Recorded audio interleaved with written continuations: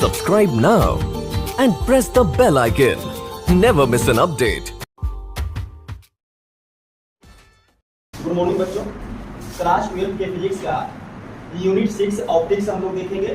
Chapter 9 है reflection और refraction of light, यानी प्रकाश का परावर्तन और अपवर्तन। और इसमें आज हम लोग एक टॉपिक शुरू करेंगे इमेज के बारे में, प्रतिबिंब के बारे में। अब देखिए, प्रकाश के परावर्तन में हम लोग देख रहे थे कि अगर कोई प्रकाश की किरण किसी चिकनी सतह से यानी कि दर्पण से टकराती है तो वो उसी माध्यम में वापस लौटती है। अब यहाँ पर उसी थ्योरी को लेकर के हम लोग चलेंगे और प्रतिबिंब कैसे बनता है किसी भी वस्तु का, उसको आज हम लोग देखेंगे। अब ध्यान दीजिए, जैसे मान लीजिए कि यहाँ पर एक मिरर लगा हुआ है और ये इस मिरर का, देखिए मिरर में दो पार्ट होता है, एक ग्लास और एक उसके पीछे पॉलिश किया हुआ रहता है मेटल्स का, सिल्वर का।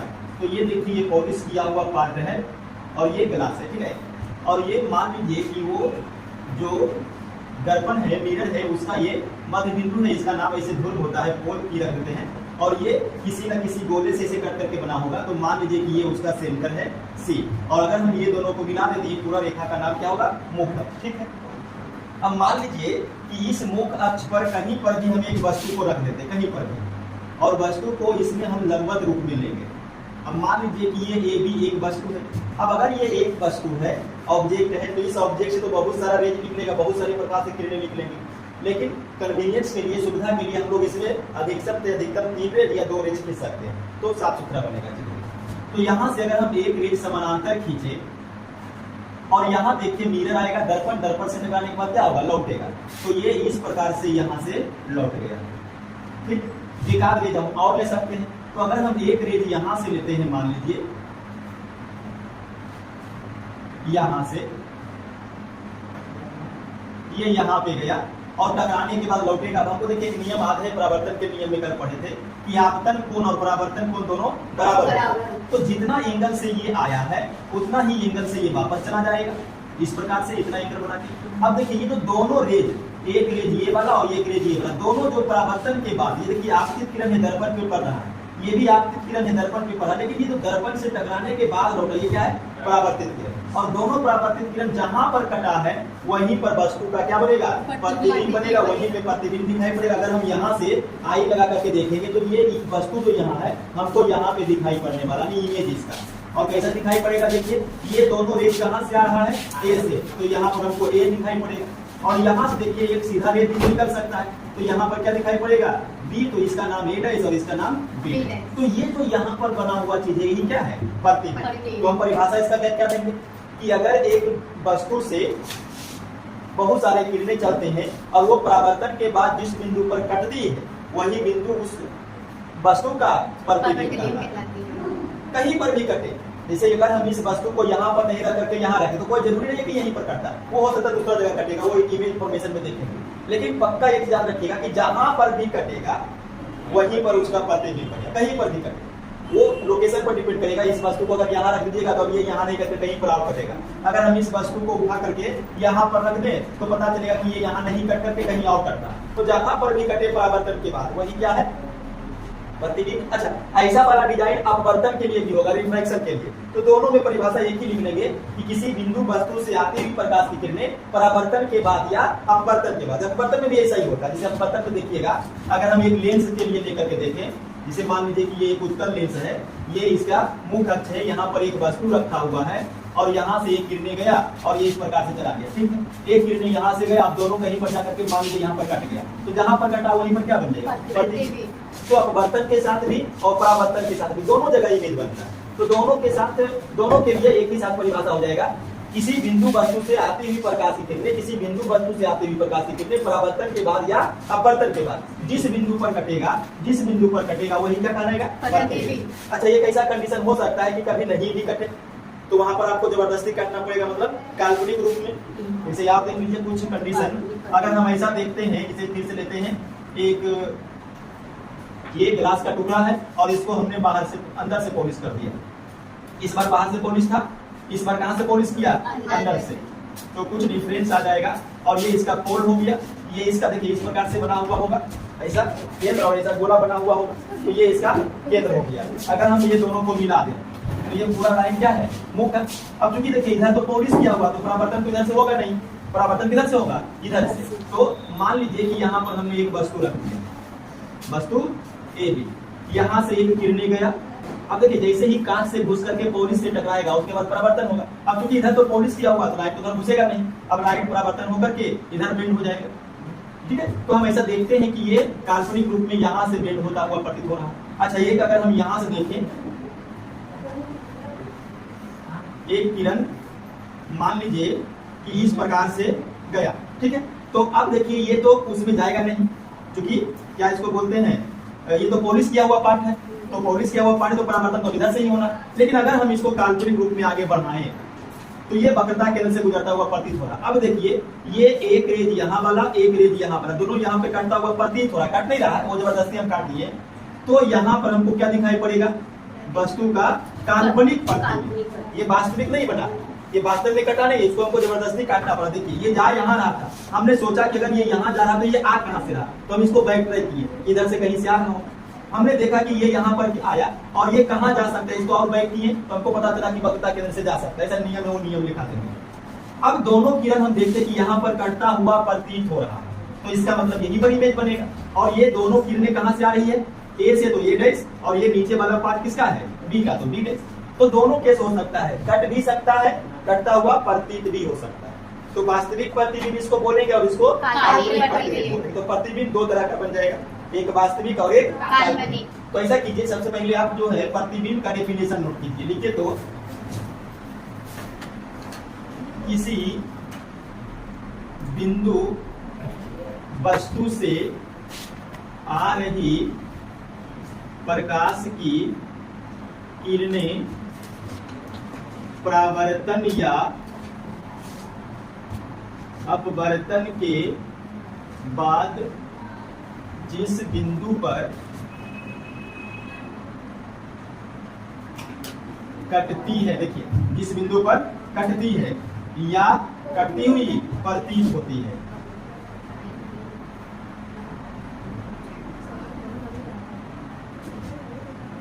उसे उस बिंदु वस्तु का प्रतिबिंब कहते हैं। प्रतिबिंब कितने प्रकार के बनेंगे, दो प्रकार के, वास्तविक और काल्पनिक, या इसको बोलेंगे आभासी। काल्पनिक का एक नाम और है आभासी। तो नीचे नोट कर लीजिएगा, प्रतिबिंब दो प्रकार के होते हैं। नंबर एक है रियल इमेज, यानी कि वास्तविक प्रतिबिंब, और दूसरा है वर्चुअल इमेज, यानी काल्पनिक या आभासी प्रतिबिंब। अब ये दो तरह का प्रतिबिंब है और बहुत ही इंपॉर्टेंट क्वेश्चन शॉर्ट टाइप में पूछेगा आपसे, वास्तविक प्रतिबिंब या काल्पनिक प्रतिबिंब में अंतर लिखिए। तो ऐसा कीजिए, पहले यहाँ तक नोट कीजिए, उसके बाद आपको अंतर लिखा। अब देखिए वास्तविक प्रतिबिंब और काल्पनिक प्रतिबिंब में अंतर के लिए दो तरह से इस प्रकार से बना दीजिएगा। और यहाँ पर देखिए वास्तविक प्रतिबिंब, देखिए ये वास्तविक प्रतिबिंब, यानी किसी बिंदु वस्तु से आ रही प्रकाश की किरणें परावर्तन के बाद या अपवर्तन के बाद जिस बिंदु पर वास्तविक रूप में काटती, वास्तविक रूप में काटती है, उसी को हम क्या बोलेंगे, वास्तविक प्रतिबिंब। और किसी बिंदु वस्तु से आ रही प्रकाश की किरणें अगर काल्पनिक रूप में कटती हुई प्रतीत होती है, काटती नहीं है बल्कि कटती हुई प्रतीत होती है, प्रतीत हो रहा कि यहाँ पर कटेगा, ऐसा कल्पना किया, तो इसी को हम क्या बोलेंगे, आभासी प्रतिबिंब, काल्पनिक प्रतिबिंब। तो नोट कर लीजिए, किसी बिंदु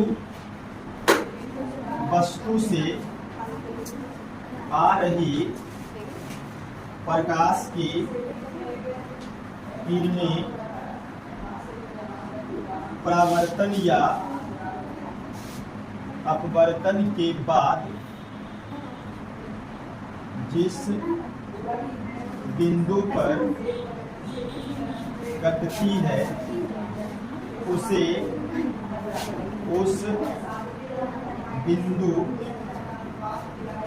वस्तु का वास्तविक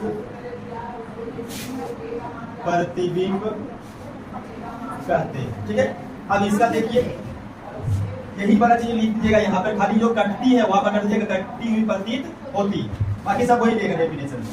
तो किसी बिंदु वस्तु से आ रही प्रकाश की किरणें परावर्तन या अपवर्तन के बाद जिस बिंदु पर मिलती हुई प्रतीत होती है उसे उस बिंदु वस्तु का काल्पनिक प्रतिबिंब कहते हैं। ठीक है, तो ये हो गया। अब दूसरा देखिए, ये जो वास्तविक प्रतिबिंब हम लोग देख रहे हैं, इसको हम किसी पर्दे पर प्राप्त कर सकते हैं, इसको किसी पर्दे पर प्राप्त नहीं कर सकते हैं। इसे पर्दे पर प्राप्त किया जा सकता है और इसे पर्दे पर प्राप्त किया नहीं जा सकता। अब तीसरा देखिए, ये जो वास्तविक प्रतिबिंब है इसको देखिएगा तो देखिए वस्तु का लोकेशन देखिए, ए ऊपर है तो ए नीचे हो गया, इसका मतलब है कि उल्टा प्रतिबिंब होगा। क्या होगा? उल्टा। जैसे अगर ये ऐसा है तो हमको इमेज में ऐसा दिखाई पड़ेगा, उल्टा प्रतिबिंब। वास्तविक रहेगा तो, लेकिन काल्पनिक में देखिए वस्तु भी ऐसा और उसका प्रतिबिंब भी वैसा, खाली छोटा हो गया, लेकिन प्रतिबिंब देखिए ऊपर वस्तु का एक पॉइंट था तो यहाँ भी एक पॉइंट है, लेकिन दोनों एक ही जैसा जो सीधा बनेगा। तो काल्पनिक प्रतिबिंब वस्तु के तुलना में सीधा बनेगा और वास्तविक वस्तु के तुलना में छोटा, सॉरी उल्टा बनेगा। तो लिखेंगे यह वस्तु के सापेक्ष हमेशा उल्टा बनता है। तो जब भी याद रखिएगा, अगर वास्तविक बनना है तो उल्टा ही बनना है। और इसमें तीसरा क्या होगा? यह वस्तु के सापेक्ष, सापेक्ष में तुलना, वस्तु के सापेक्ष कैसा बनता है? सीधा बनता है। ठीक है, उसके बाद देखिएगा ये जो वास्तविक प्रतिबिंब है इसका देखिए ये नोटेशन सूचित करने का तरीका, और काल्पनिक का देखिए, काल्पनिक को हम इस लाइन से दर्शाएंगे, इस लाइन से मतलब टूटी हुई रेखा से, और जबकि वास्तविक को सीधी रेखा से दर्शाएंगे। तो ये एक लाइन और लिख सकते हैं आप इसमें, इसे सीधी रेखा यानी इस प्रकार से दर्शाया जाता है, इसे सीधी रेखा से दर्शाया जाता है। और जबकि आभासी में क्या है? टूटी रेखा द्वारा, इसे टूटी रेखा यानी कि इस प्रकार से डॉट डॉट वाला से दर्शाया जाता है। तो ये देखिए वास्तविक प्रतिबिंब और काल्पनिक प्रतिबिंब हो गया, दोनों में अंतर हो गया। सब टाइप क्वेश्चन में पूछेगा, बहुत ही इंपॉर्टेंट क्वेश्चन, इसको नोट कर लीजिएगा और इसको रख लीजिएगा। अब इसमें और आ गया कि अगर ये वास्तविक और काल्पनिक जो भी प्रतिबिंब बनना होगा बनेगा दर्पण में, लेकिन बनाएंगे कैसे? इसका रूल क्या है? कहां से ये खींचेंगे, कहां से जाएगा, उसका कुछ नियम होता है। तो अभी इसको नोट कीजिए, उसको हम इसका नियम देखेंगे। हाँ देखिए, किसी वस्तु का प्रतिबिंब बनावट के लिए किरण आरेख कैसे खींचेंगे, इसका इमेज इंफॉर्मेशन देखिएगा। जैसे मान लीजिए कि ये एक मिरर है और इस मिरर का कुछ पैरामीटर यहाँ पर हम नोट कर लेते हैं। ये इसका ध्रुव है, ये इसका वक्रता केंद्र है, और ये इसका पूरा लाइन जो है वो कहलाएगा प्रिंसिपल एक्सिस, मुख्य अक्ष। एक हो गया। एक और बना लेते हैं, एक मिरर है, इस बार इसको हम अंदर से पॉलिश करते हैं। यहाँ पर देखिए बाहर से पॉलिश है, इसका भी पैरामीटर लिख लेते हैं। ये इसका वक्रता केंद्र, ये इसका ध्रुव, और अगर हम ये मिला देते हैं तो ये पूरा क्या हो गया? प्रिंसिपल एक्सिस, मुख्य अक्ष। तब ध्यान दीजिएगा, ये जो लाइन पूरा का पूरा आप देख रहे हैं पीसी, इसको बोलेंगे मुख्य अक्ष। क्या बोलेंगे? मुख्य अक्ष या प्रधान अक्ष। तो ये इसके लिए भी मुख्य अक्ष है, इसके लिए भी मुख्य अक्ष है पूरा। अब ध्यान दीजिएगा, यहाँ पर किरण आरेख खींचने के लिए 3 किरण का नाम याद रखिएगा, उसमें 2 किरण आरेख कम से कम आप खींचिएगा प्रतिबिंब बनाने के लिए। ऐसे 3 हम कंडीशन लिखा देंगे। पहला क्या है देखिए, अगर हम यहाँ पर एक वस्तु को रखते हैं, ध्यान दीजिएगा, अगर हम यहाँ पर एक वस्तु को रखते हैं, ठीक है, और इस वस्तु से अगर ऐसा रेज निकलता है, अगर इस वस्तु से ऐसा रेज निकलता है, तो हम क्या देख रहे हैं कि ये जो रेज है वो पीसी यानी कि मुख अक्ष के कैसा है, समानांतर। ये पीसी जो मुख अक्ष है उसके समानांतर ये रेज है, ठीक है। तो समानांतर किरणें परावर्तन के बाद मुख अक्ष को जहां पर भी काटेगा वो उसका फोकस कहलाएगा। यानी इसको आप याद रखिएगा कि जब भी गुजरेगा तो फोकस से गुजरेगा, कौन, समानांतर रहेगा तब। एक लाइन हम खींच लिए, ऐसा आएगा समानांतर और परावर्तन के बाद मुख फोकस से गुजरेगा, और अगर ये रहेगा तो इसमें गुजरता हुआ प्रतीत होगा। तो इसका मुख्य फोकस मान लीजिए यहाँ पर वो बता देंगे कि कहाँ पर होता है, वो हमेशा बीच में रहता है। किसके बीच में, पी और सी के बीच। उसका कारण होता है, वो सिद्ध करके बताएंगे। इसमें भी देखिएगा पी और सी के बीच में, तो यहाँ से गुजरता हुआ प्रतीत होगा। क्यों प्रतीत होगा, क्योंकि अगर ये आएगा तो ऐसे घुसेगा तो नहीं, क्योंकि क्या है, इधर पॉलिश किया हुआ है। तो अगर इधर पॉलिश किया हुआ है उधर घुसेगा नहीं, परावर्तन होगा नहीं।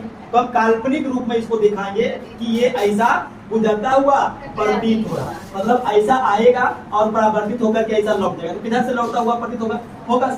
तो या तो फोकस पर कटेगा या तो फोकस पर से कटता हुआ प्रतीत होगा। कौन सा किरण, जो मुख अक्ष के समानांतर होगा। तो एक नियम बन गया, क्या नियम बन गया कि मुख अक्ष के समानांतर चलती हुई किरणें परावर्तन के बाद मुख्य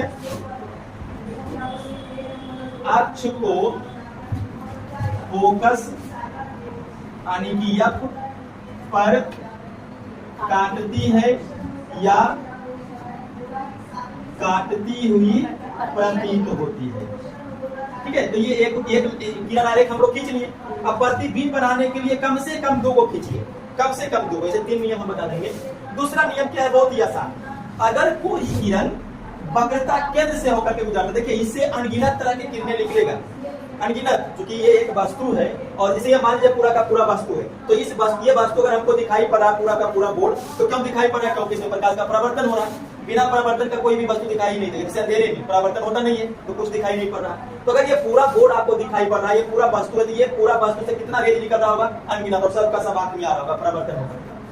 तो लेकिन हम यहाँ पर अगर ये इमेज बनाने के लिए खींचे तो 3 ही खींचिए, 2 ही खींचिए, बस बहुत है। उतना खींचिएगा अनगिनत तो पूरा क्या हो जाएगा, झमेला, पूरा पता ही नहीं चलेगा कहाँ से आया कहाँ गया, ठीक है। तो यहाँ देखिए, अगर हम एक वक्रता केंद्र से गुजारे, सीधा लीजिएगा, थोड़ा सा टेढ़ा हो गया है, और ये दर्पण को थोड़ा सा बढ़ा दीजिए टकराने के लिए।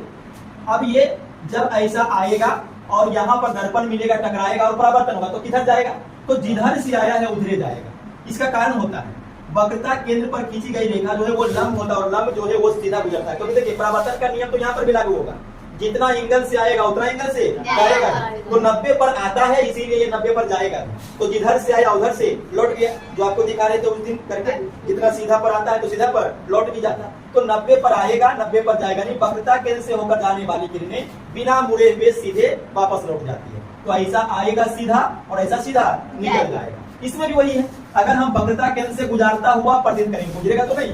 जैसे यहाँ देखिए, ठीक है, अगर इस प्रकार से समझिए कि एक रेज ऐसा गया होगा, तो ये कहां से आता हुआ प्रतीत हो रहा है, वक्रता केंद्र से। तो ये ऐसा आया और टकराने के बाद फिर ऐसा लौट भी जाएगा, ठीक है।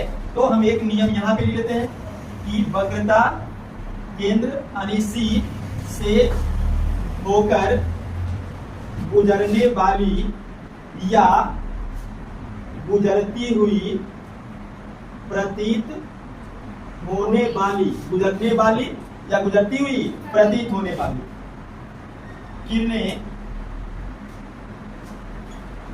परावर्तन के बाद उसी पथ पर वापस लौट जाती है।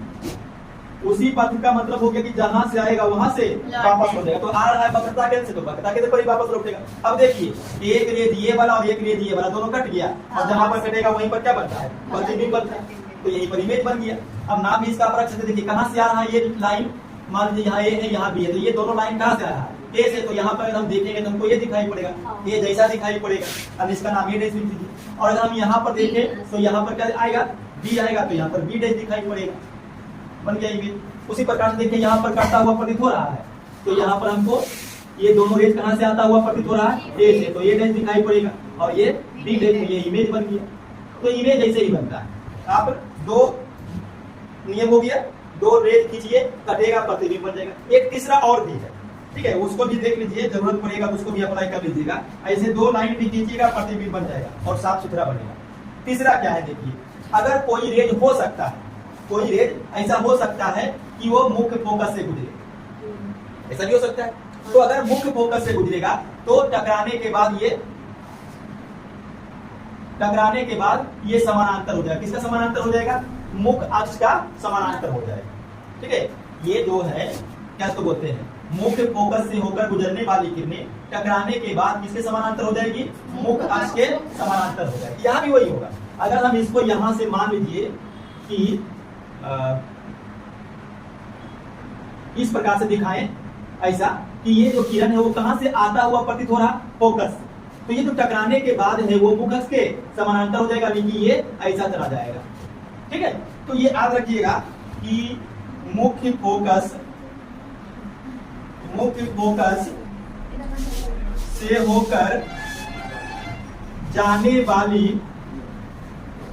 प्रकाश की किरणें परावर्तन के बाद मुख्य अक्ष के